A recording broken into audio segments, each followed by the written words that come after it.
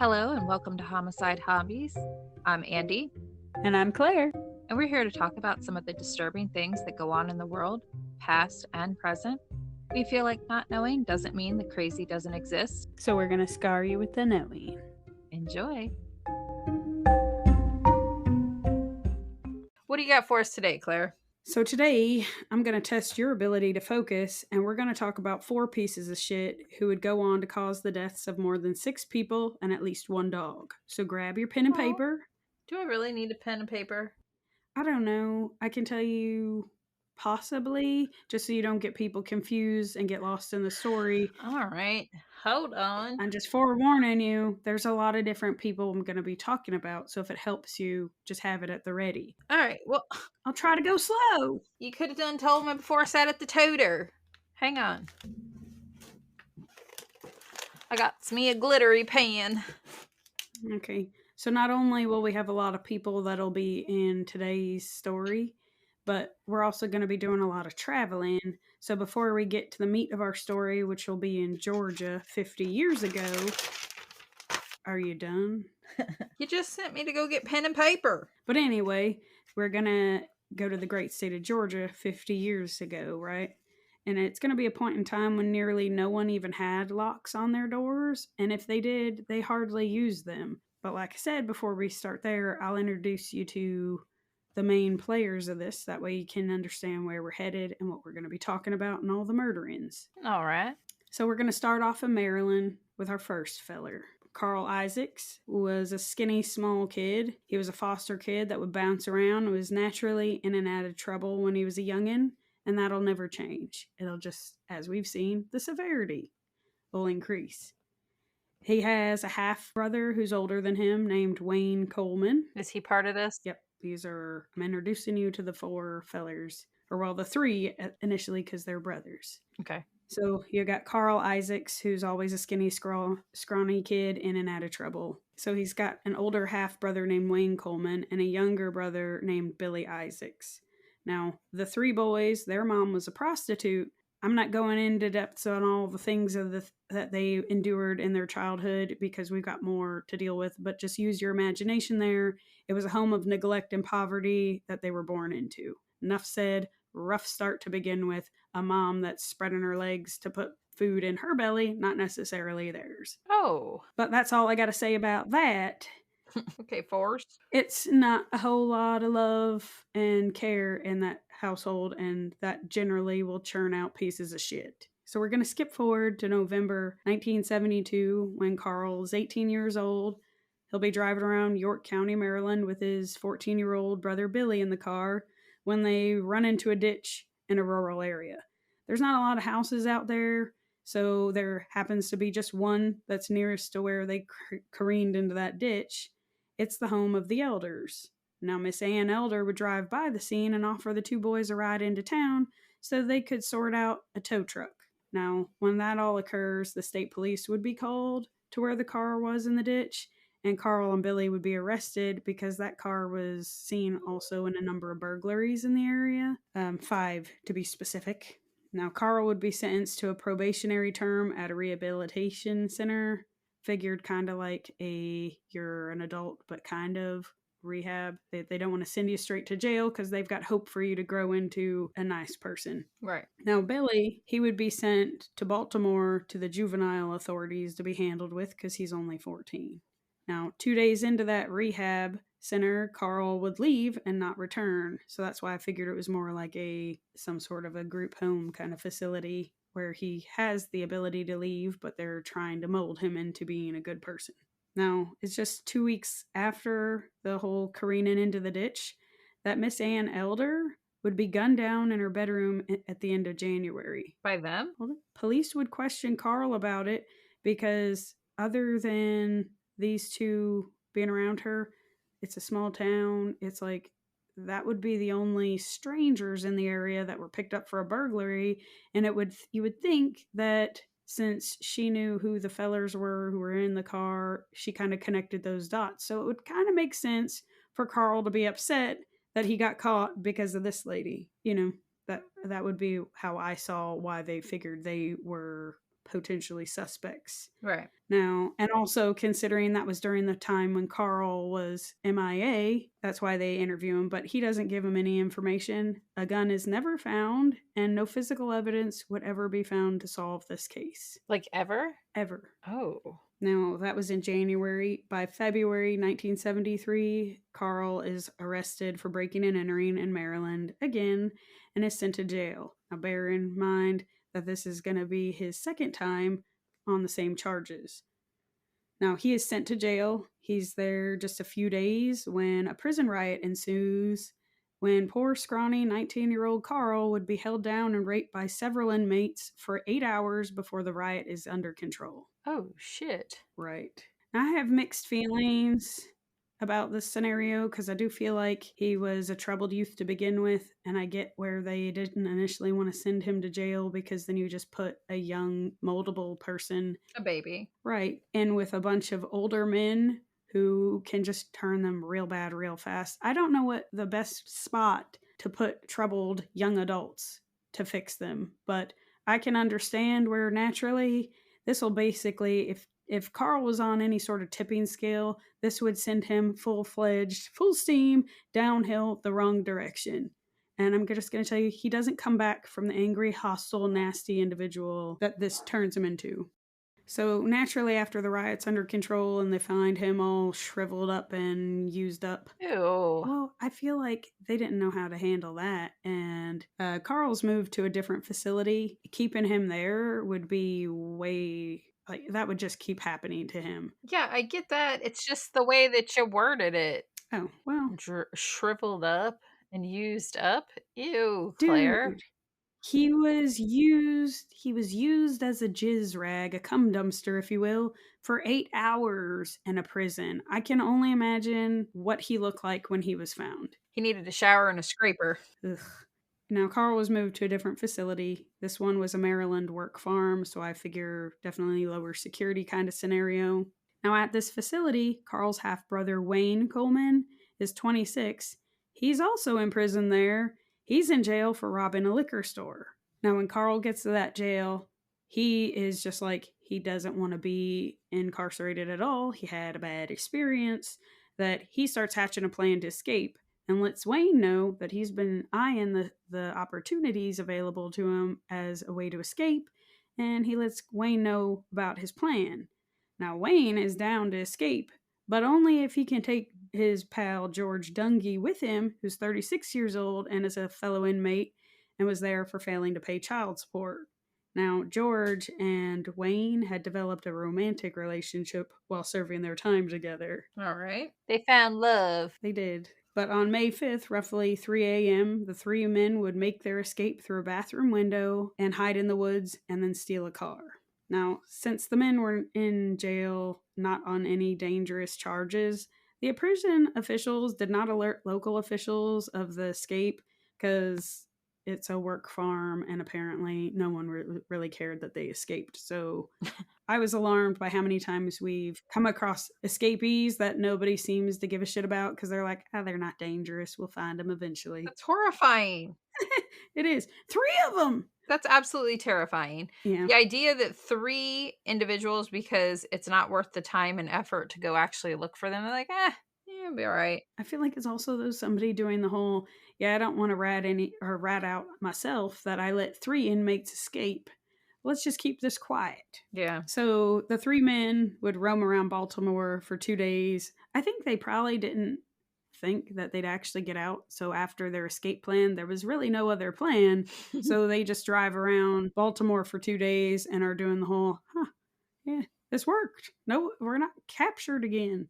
When Carl gets the idea to go pick up his baby brother Billy, who is now 15 and living with Carl's ex-girlfriend, Jenny and Billy would end up having a romantic relationship. Not that Carl apparently expected her to wait for him to get out because she thought he was going to be in jail for a while. She didn't expect him to break out of jail.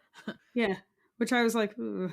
Now, Billy was really never in trouble with the law other than like being with his brother. So I feel like when he went to that little juvenile thing, that Billy was typically a good boy. when they go to pick him up, he was working a job. Like, he was trying to be a good boy. Yeah, there was hope for him. But he was still excited at the opportunity of here come his big brothers. He's 14, so he's 15, but he's excited when his big brothers pop up, even though he knows that they had escaped from jail because they're not supposed to be there.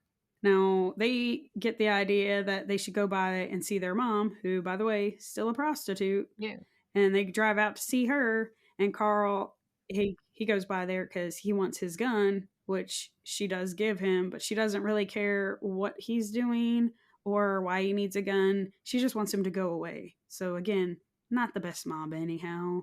Then they go by his uncle's house and steal his uncle's guns and grab some cash. Then they all decide they need to get out of town because they've been really lucky the fact that they escaped prison and it's day 2/3 and they haven't been picked up for anything. So in their stolen car, they need to get on now and get. And then they get the idea that what about making their dream home in Florida? Or how about Mexico to live out their days as free men? Florida or Mexico? They also need a map. Yeah. But they just need money to fuel this wild dream, gas, and a new car. And again, I'm guessing a map because they end up in Pennsylvania. Because when I read that, they were like, let's go to Florida or Mexico. We just need money. How the hell do you end up in Pennsylvania? Wow. Anyway, so they get to Pennsylvania where they spot a car at a random home when they also happen to break down because they ran out of oil. But they go like sniffing around this new car when the neighbor kid, Richard Wayne Miller, who's 19 years old, attempts to stop them from taking the car because they know full well that's not their car. They don't have any business being in his neighbor's yard. So he goes over there to run him off. But he's severely outnumbered. So they would take Richard's wallet, tie him up, take him out to a wooded area, and shoot him. Aw, dead? Yeah, he's dead. They shoot him to death. They leave his body on a trash pile in the woods before starting their trip south. It's now 9 days since they escaped. And now they have some money. They've got a new car full of gas, so they pile in and head south. They pass through Georgia and make it into Florida, but decide it's not their dream place. They don't like Florida and turn back to Georgia, which will bring us to around 4 p.m. on May 14th. The four are back to needing some gas and someone to rob when they spot a secluded mobile home with what appears to be a gas pump behind the house. Now, the home is owned by Jerry, 34 years old, and Mary Alday, who's 25 years old. It's a local family farm less than a mile from the rest of the Alday family where they lived. So it's just like, it's a pretty big farm, but so since it's a big farm, there's not a lot going on over there. So nobody's home, and they just think they're going to steal some gas. Now, a little bit about the Alday family. They were all well known, and that family is still known in that area. Their roots stretch back several generations. Most of them settled in the area and raised kids, which is why it's just, there's a lot of their generation in the area. They've been there all day. The Aldays have been there all day. They are all active in local churches and businesses, several having careers at the paper mill in Early County. Their family was located, or the family farm is located in Seminole County, where crime is low, averaging less than one murder a year during the 70s, which I feel like for the 70s, that was pretty darn good. That's impressive. Now, what's the population level, right. though? What are we at with the population? If it's just their family, then... I want to say when I was looking at it, like the population now is 9,000, so it's not really that big of a town now. So back then it was probably even less. And you figure if their family stretched back generations, they were generally family. Yeah. So that's who populated the town. I sure hope they leave their local area to find their mates, because if it's mainly populated by family. I said, like, it's like when you've got that much family, it's one of those, it's close-knit a town, because even if it's like a second cousin, somebody knows somebody who knows somebody, that it's close-knit, Andrea. That everybody, if you don't know that person, you are generally related to somebody who does know that person. So, like, it's a very small town. Now, the Alday family were farmers, as like I said, most of the residents in the county were then, and even now, it's still a farm area. Now, the family does work hard for what they had. They weren't rich and they weren't poor either, but the family worked the land together, they went to church together, and at the end of the day, they would eat together. For the Alday family, May 14th was just like any other day. Had started on the farm. So Jerry, his dad, Ned, is 62. His uncle Aubrey is 58. His brothers Jimmy, they were 24, and Chester was 30. They all are the main ones working on the farm. Now, Mary is married to Jerry. Jerry's mom is Ernestine, and she generally was the one who would make the lunch for the menfolk. And they would come in, they would eat what she'd cook, just like they did any other day before they returned to the fields together. Again, that's just letting you know whose house they pull up to. So the four pull up at the house. They go to the pump that they had saw from the road. It was not for gasoline, though. It was a pump that was used to irrigate the fields. So they're wildly disappointed and decide to break into the home, since they're already there, and rather disappointed. Now, Carl and Wayne break into the trailer to ransack the house as Billy and George keep watch out front. It's not long before Ned, the dad, and Jerry, one of Ned's sons, come pulling up in their Jeep. Because keep in mind, it's 4 o'clock, and that's generally the end of a farm day because they get up real early, so everything's a lot earlier. So they come pulling up in their Jeep. Billy would alert the two inside that somebody's coming. Now, Carl would come out and force the two men into the house by gunpoint. Now, Carl and Wayne would separate Ned and Jerry to opposite ends of the mobile home. Now, Carl would rob Jerry of his horseshoe-shaped diamond ring.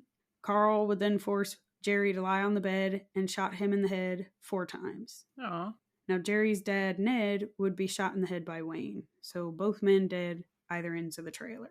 The four regroup and then are shocked when 62-year-old Ned comes staggering into the hall. Carl would grab Ned, shove him into the bedroom. Ned, still trying to fight off. Bear in mind, this 62-year-old man is shot in the head, so talk about a tough cookie. Yeah. Carl flings him to the bed and empties his revolver into him, a total of 3 more shots. Then snatches Wayne's gun from him and shoots him 3 more times until he's done twitching. God. Now, shortly after Ned's death, Jimmy, Jerry's brother and another one of Ned's sons, pulls up in his tractor, like he did every day. Now, Jimmy would be forced inside the home. Carl would ask him what he's doing there. Now, Jimmy would respond that he was just coming to check on his brother. And Carl would be like, No, you didn't. You came because you heard shots. And Jimmy would be like, I didn't hear any shots. To which Carl responded with, You're going to hear some now. And forces Jimmy to lie on the couch, where Carl would shoot him twice in the back of the head. Now, Jimmy had been wearing a cowboy hat when he came up to the house, a hat that Carl would take and wear. He would also steal a holster from the house to put his gun in. Now, Carl, now more than ready to leave the house, would go outside to move the tractor because it was pulled in and blocking their car. But when he goes outside to move the tractor, he sees that here comes Jerry's wife, Mary, pulling up. Now, Mary had just gotten off work and had headed to the grocery store, so Carl watches her as she starts getting groceries from the trunk, sneak up behind her, and proceed to force her into the house by gunpoint. Now, they force her to sit at the kitchen table. It's not long after before that they force Mary inside.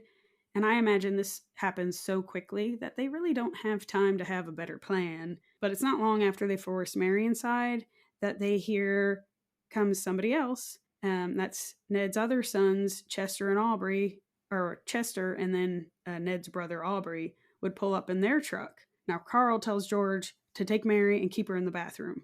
Carl and Billy would go out and force Chester and Aubrey into the house by gunpoint. Now, Chester would be taken to the bedroom where Ned's body still lay and was shot by Wayne. Carl would take Aubrey into the room where Jerry's body was, but his gun wouldn't fire. It was empty of bullets, so he just hears clicking. So he would run frantically out, snatch the gun from his little brother Billy, saying, My gun's empty, give me yours, and then run back to the bedroom where there would be several shots, leaving Aubrey dead. Now, when their bodies are discovered, Aubrey's hand would be laying over top of Jerry's, so he was killed on top of him. That's so sad. And was just like, even more devastating to me because I can't even imagine the horror of this afternoon. It's just a slaughter. Now, bear in mind, Mary is still alive, and at this point, the only family member that isn't immediately executed. Now, she's hysterically crying because she heard those shots. She knows, without even being able to see, she knows that some of her family members are dead. Yeah, her family's getting picked off as they show up.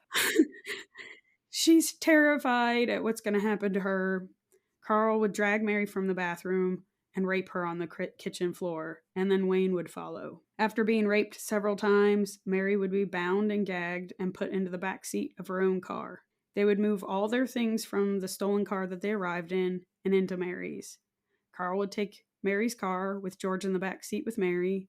Wayne and Billy would follow close behind in the stolen car, where they would drive 6 miles north to a secluded area.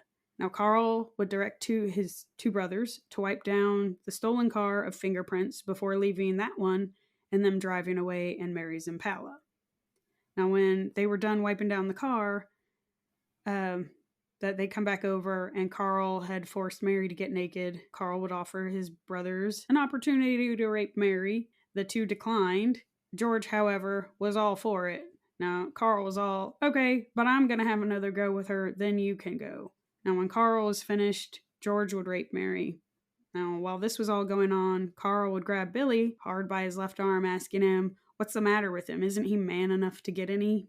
Mind you, this is his 15-year-old baby brother who is, at this point, even though he's going along with it, it's a lot to take in, and where I'm sure he was excited to go with his big brothers, this isn't what he had in mind at all. Yeah. Now, Wayne would tell Carl to leave Billy alone, but Carl would grab Mary and tell her to give his little brother a blowjob, to which she would refuse, and Carl would hit her so hard she would become unconscious, to which Carl would then sodomize her. She would wake up and ask if she could get dressed, but Wayne would tell her that there was no need. Wayne and Carl would whisper for a bit before Carl handed Wayne a gun, and then he'd start walking Mary into the woods. They were just a few feet away when George would say, "What about me?" To which Wayne and Carl would shrug and hand the gun to George. Then George would walk Mary into the woods before shooting her twice in the back, which I felt real bad for her this whole time, but in the back, you know that wasn't a quick death. That's awful. Now, along with Mary's car, they had stolen her camera that they would use to take photos of Mary. I don't know if that was before, during, or after. They don't really say what pictures they had taken of Mary. And George would pocket her watch. Now, they would all pile into Mary's car and decide to head north. Now, Ned's wife, Ernestine, would grow worried when, mind you, I told you this family all eats together. So Ernestine is just kind of doing the whole, where's everybody at? And she would get concerned and call her brother-in-law, Everett, who would take his nephew, Bud, to Jerry's trailer to see what's going on, what's the holdup. Everett would enter his brother's trailer and go towards the kitchen because the light was on. Now, Mary's purse was strewn about and all over the table, or its contents all over the table, and there was a beer can on the counter, which he thought was immediately concerning because that family did not partake in the devil's juice. So he knew instantly something was wrong, got out of there, and called the sheriff, which it's a good thing that that's what he saw, because he very narrowly could have seen the carnage that trailer was, and that would have been a lot to take in. Yeah. Now, it's not long before the news spreads of the murders and a manhunt begins in Seminole County. It's just sad because the four pieces of shit had already gotten a good head start. And some locals would say that they knew the murderers had a good start and they really weren't looking for them. They were worried for where Mary was because she was the one missing. Now, it wasn't long before a young farmer, Jerry Godby, recalled seeing two cars head past his place that afternoon, and an hour later, the same car that he had seen with the other would go the other way alone. Which, it works out that this was a small town because you can notice things because it's not a busy place, so it just seemed weird. Now, Jerry would recruit a handful of his friends and head the direction the car had come and gone. Now, it's just before noon on May 15th, 2 days after the murders. They find the abandoned car and then Mary's body not far. Now, a few days later, Mary's car would be found in Alabama near a small college town near the Mississippi state line. The four, now in another stolen car, would continue their journey north for Maryland, where they would rob a grocery store in Slate Creek, Virginia, leaving the manager and a few customers tied up before they fled. Now, police would be notified and a chase would begin. The Isaacs gang would cross into West Virginia. They would abandon their car and start running on foot through McDowell County's mountain terrain. Now, George was the slowest moving of everybody and eventually fell so far behind that he was caught at roughly 6 p.m. Good. Mary's watch was still in his pocket. I'm glad that's what connected him. Yeah, they had sprinklings of evidence all along. George had actually forgotten his wallet in the Alday trailer, so they knew they were there. And then every time they stole a vehicle, like the fact that Mary's car, they would leave like evidence that they were in that car. And then every stolen vehicle, like this one that they ditched and then decided it's a good idea to run into the mountains, that their shit's in there. Some of the money's from the grocery robberies left there. So now they are carless and moneyless in the mountains. So this isn't going a real great direction for them anyway. They're not real good planners. But the West Virginia troops and the sheriff's office enlist the help of a bloodhound. And just after daybreak the next morning, the hound would alert officers at a large rock overhang just underneath the 3 exhausted pieces of shit were sleeping. They would fire a single warning shot to wake the bunch up and also to signal to the others on the hunt that they got their guys. And just like that, the manhunt was over. It was just 4 days after the murders in Georgia. Wow. And now they waived extradition and were flown to Atlanta the next morning, where they were separated and held at different jails.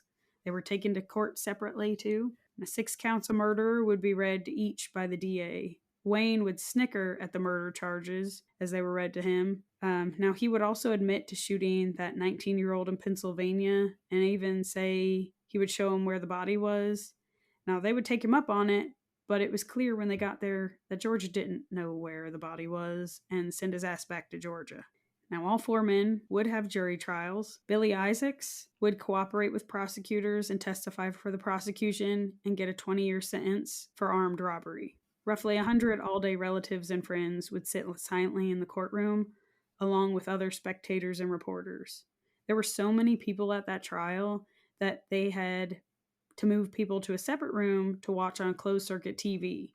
Now, Billy would testify about how Carl laughed about killing Aubrey and say, "That bastard begged for mercy." Members of the family would cry while hearing Billy testify at just the horrific details of the day. Carl never looked at his brother. Now, Wayne, Carl, and George would be convicted of murder and sentenced to death.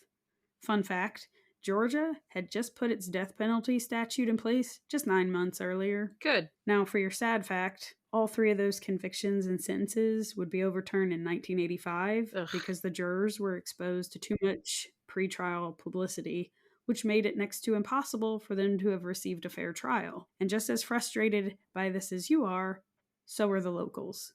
The sheriff would say, "They're lower than a dog. That poor woman, they assaulted her, killed her, left her lying there nude. If I had my way about it, I'd have me a large oven and I'd pre-cook them for several days just to keep them alive long enough to punish them." He sounds like a great feller. And I don't think that would satisfy me. Now, his strong opinion on the men would also be used as a clear reason why the men didn't get a fair trial. That's so messed up. Now, where I think they were pieces of shit and deserved to die as well, I thought it was a little weird for the sheriff to say he wished he had a big oven to pre-cook them for several days. But they did what they did. Now, they would be retried, all 3, in 1988. They would be convicted again. This time, George would get life in prison. Carl was sentenced to the death penalty again. And Wayne would get a life sentence. Billy does get released in 1993. He'll move to Florida where he lives a quiet life and would die at the age of 51 in 2009. It's kind of young. George would die in prison from a heart attack in 2006 at the age of 68. Now, Carl, our really main piece of shit, would be executed in 2003 by lethal injection. His last meal was pork, macaroni, pinto beans, cabbage, carrot salad, a dinner roll, chocolate cake with some fruit punch, but he would just push it away, as if that'll teach him. At first, when I was reading it, I was like, is he trying to go up like a gas cloud? That's a lot of food. A lot of gassy food. He didn't eat it at all anyway, so. Now, he was 49 years old and had sat on death row for 30 years. His execution would also be marked as the first one in Georgia's history where the victim was allowed, or the victim's family was allowed to witness his execution. He did not opt for any final words, but he did take them up on a prayer. Now, in that 30-year wait for his execution, Ned's wife would die, his 2 brothers and sisters would die, his 4th son would die, even the judge that had presided over the case would die. Jeez. The county sheriff who helped with the investigation, and even the first arriving deputy at the murder scene. Let me guess. He died. The original prosecutor, and even several jurors would not live to see his execution date. To which I say, this wasn't justice. Like, they deserve to have seen. No, it was only 30 years, okay? I realize he should have been executed sooner. However, what is going on in that town that everybody's keeling over? Because 30 years, unless they were all in their 50s and 60s at the time, they should have survived longer. Ned was... Everybody?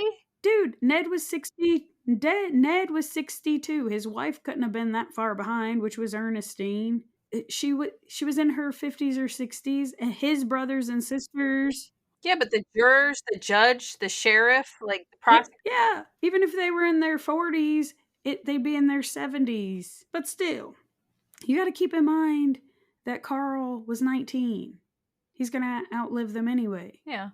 I'm just saying 30 years to be on death row is ridiculous. Oh, yeah, for sure. Especially, it's not like there's a shadow of a doubt that he should have put him down. Yeah, well, that's what I'm saying. 30 years was asinine. It wasn't like there was a shadow of a doubt that maybe he didn't do it. He fucking did it. He doesn't deny that he did it. He thinks it's funny. He should have been killed a lot sooner. Am I forgetting anyone? Oh, yeah, Wayne. He's still alive, sitting in prison, waiting for his parole date. What? Yeah, and mind you, he's 70 plus years old, so he's waiting for parole. May he have a heart attack on the day he gets released.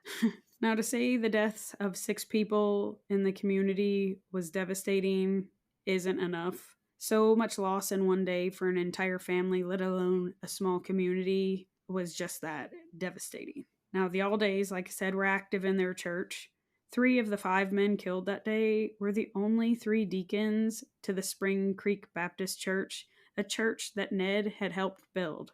Now, Mary's mom, everyone tried to shield her from the details of her daughter's death, but that was next to impossible, and she would find out the details of what happened to her daughter in her final hours the day after the funeral. It was so much for her to bear that she would be so grief-stricken, she would end up dying 5 days after burying her daughter. Aww. Now, how old was Mary? Oh, she was like 23, 25. She was in her 20s. That's sad. Now, the family dog, Tug, would be found a few weeks later. They couldn't find him. I don't know if it was the shots, the whatever happened. The dog never came back home, and then they would find him a few weeks later. They think he had grieved himself to death. Now, poor Ernestine Alday had lost her husband, 3 sons, her daughter-in-law, and her brother-in-law all in one day. She was forced to sell off the farm equipment because there was no one left to run the farm. And in a weird side lesson to everyone listening, make a will or have plans, not necessarily for your murder, but you don't know. Tomorrow isn't promised to anyone. Anyway, so Ned, Ernestine's husband, had deeded the farm to Jerry, their son, who he assumed would outlive him. So when Ned died, the farm passed to Jerry. But then Jerry died just shortly after Ned, so then it would be Mary who got the farm since she clearly outlived Jerry, even if it was just for a short while. Now, she inherited it, but then she's just in her 20s and died. The property would then go to her surviving parents, not to Ernestine. So it's not only did she lose her whole family, but the farm on a technicality. Yeah, but the family could have left it, could have been like, this isn't right, and given it. Hold up. Before you get upset, a small piece would be sold off and then given to Ernestine for her home. Now, Ernestine would pass away in October 1998, which I told you would be before Carl got executed anyway. And then Aubrey's wife, who was now a widow, and Aubrey's wife, Eunice, would die May 2008. She never remarried. Now, both women would be buried next to their husbands in the family plot at Spring Creek Baptist Church. And I will just say that since it was a small town, that 2023 was exactly 50 years since their slaughter. It's still something people in that town remember because they've either heard about it from the residents who participated in the manhunt, or that it's a family member or somebody that they were related to. It's just like it still ripples through that area because it was horrific. Yeah, I can only imagine. But I also was horrified at like that technicality thing with the whole. I get that the dad deeded his son the farm so that, I mean, he thought he was going to take it over, pass it down to his family, his family, his family. But I was like, dude, that's crazy to think of that. But then really, I mean, I realize the odds of everyone being slaughtered all in one day are real low. But it's just like when I was reading this, and it's just like, and then somebody else pulls up, and then somebody else pulls up. I was sitting there like, what the fuck? You know what doesn't make sense though? What? Is I thought even if you had a will, if it's a farm that he had with his wife, it would go to his wife and then the son. Not I didn't know that a will could precede being married. No. So while they were alive, technically, Ned gave the farm to his son while he was alive.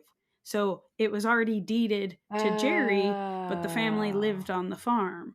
So Jerry is Ned's son, and that's why when Ned died anyway, Ernestine is Ned's wife. So it's just like it wasn't hers to inherit anymore. I gotcha. I gotcha. So that's why I say it was like pulled out from underneath her.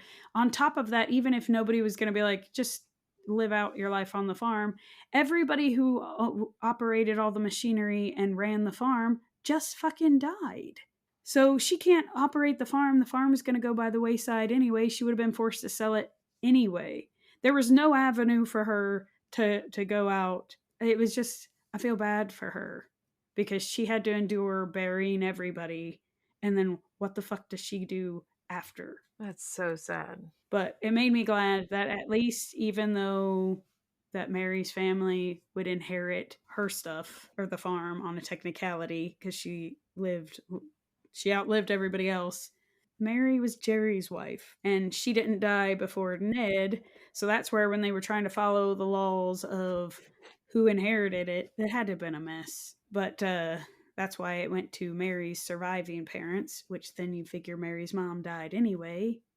So it's just like everybody was dead. That's so sad. But I was just glad that they slivered it off and gave her a chunk, because realistically she couldn't maintain a farm anyway, but they at least made it so she wasn't uprooted entirely. Homeless? But talk about, I don't think I would want to live there anyway. I mean, I guess I'd have mixed feelings because you got more good memories than bad, but I don't see how she didn't keel over from grief. That's so many people to lose in tragic ways. It's awful. And you know that she had to help clean up her own house. I don't feel like she did, because I would just say burn the shit down, bulldoze it over, get rid of it. I don't want to see it. Yeah, but if she stayed living 'Cause- there, that means she had to clean it No, up no, no. to stay living there. So, like I told you before, that Jerry and Mary lived in their trailer on the other end of the farm, so it was like barely a mile to Ernestine and Ned's house. So where they lived on the farm, it was two different buildings. Oh, right. You get what I mean? Like the main farmhouse versus, I think when they got married and wanted to start their own, they wanted to still be on the farm because that's where, Have some privacy. yeah. And where the farm would be his eventually one day when his parents keeled over, they would probably move into the big house kind of thing, which is probably why they just threw up a trailer. But that's why I said there was a lot of moving pieces to that in terms of people. And I mean, I do think Billy was just drug along. He didn't kill anybody. Yeah, I feel bad for him. I do. That was a lot to see. But I'm glad he didn't stay quiet. I really feel for that kid. He was just screwed from the get-go. Well, from the very get-go, because like I said, from what they were born into, Mm-hmm. like with the mom. And like she didn't give a shit. The best thing that happened to him was when he was in that juvenile facility and he was trying to get his Yeah, his life life together, together. and then his piece of shit brother shows up and drags him on this whirlwind of murder and raping, and just it's awful. Yeah. I was glad to know that he didn't partake in the raping and the murderings. Yeah. But that's where I also say that I feel like now Carl wasn't on a good path to begin with, but I feel like when he was thrown in jail and then savagely raped by a bunch of dudes, that he was shown a very cruel side of the world, not that he was shown a whole lot of kindness or love.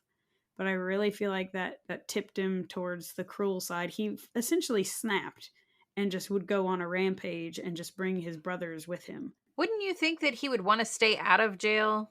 So I don't feel like they did very good planning. And I feel like that once they shot the, like, they didn't want to be identified. That's why they felt like they had to kill Ned and Jerry when they pulled up. And then once they had killed them, now they got even more witnesses. And this just turned into a disaster of a plan because they didn't want to be identified and then go back to jail because they knew that nobody knew they were in the area. Here's a thought: don't commit crimes. You won't go to jail. Yeah. But that's why I also feel like he probably absolutely early on killed that one lady in Maryland because that's his pattern, breaking and entering and then killing a witness. Yeah. He's a piece of shit. I'm glad he's dead. Yeah. Her case, by the way, is never solved, which is, I think, real sad. But I'm glad he's dead too because when I read that they were retried because they didn't get a fair trial, I was like, oh, fuck. Let him be a life in jail. Like, I'm glad it wasn't. I wonder if they compared the ballistics to the gun that they used to kill this family to the unsolved So one, if it would match. Or if it's really just not spent time and money on because they know who did it, they just can't prove it. So part of the issue was that they would be robbing places, pick up a gun, and then lose it somehow in their stealing cars and going from place to place. Just like fucking stupid ass George left his wallet in the trailer because he was too busy raping poor Mary that I'm sure it either fell out of his pants or fuck. I don't even know. They were just so incredibly sloppy that Billy would say they end up they lost. I think it was a 38. So who knows where that gun is? Wow. So whatever gun was used on that lady, that who knows where that fell into the picture of where is he picking up all these guns? But if he's doing all these burglaries, he can pick up and discard whatever he wants to, and that makes it hard to track. Yeah. The only helpful thing is since they were like with even Mary's watch being in George's pocket, that stuff like that of as they tracked, and it was a mess because you figure it's over several states. So it's just as whatever stolen car is found and some victim's piece is found in there. That's how they can connect that to the four as they were traveling around. It's all around disgusting.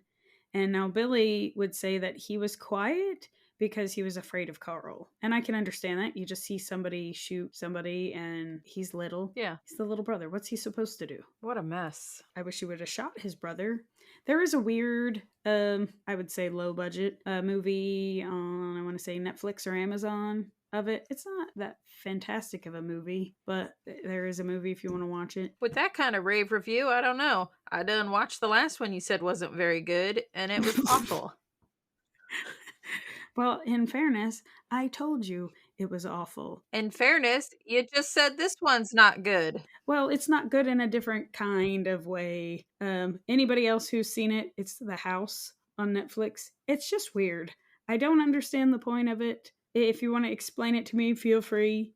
But I done explained it to you already. It's about not wanting the materialistic things. I know I already got your opinion. I'm not talking to you. I didn't know. I Googled it because I didn't know. Fine.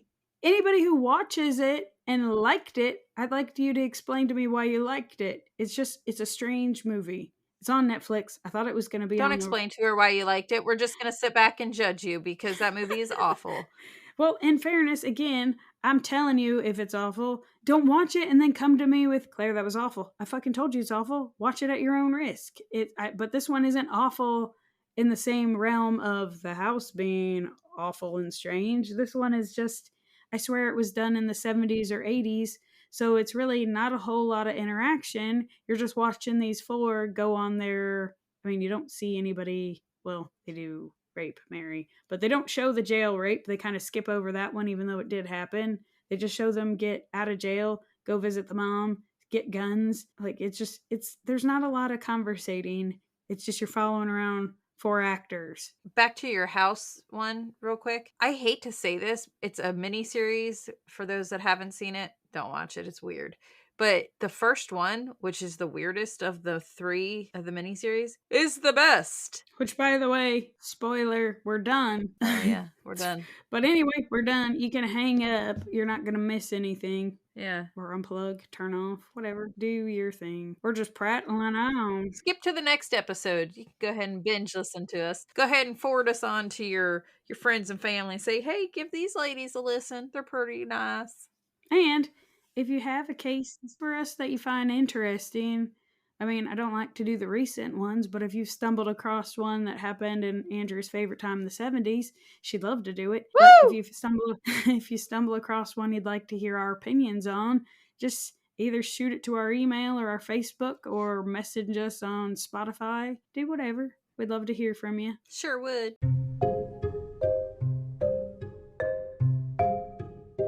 We hope you enjoyed today's episode of Homicide Hobbies. If we made you laugh, if we made you cry, or if we mind-fucked you for the day, then we thank you for listening.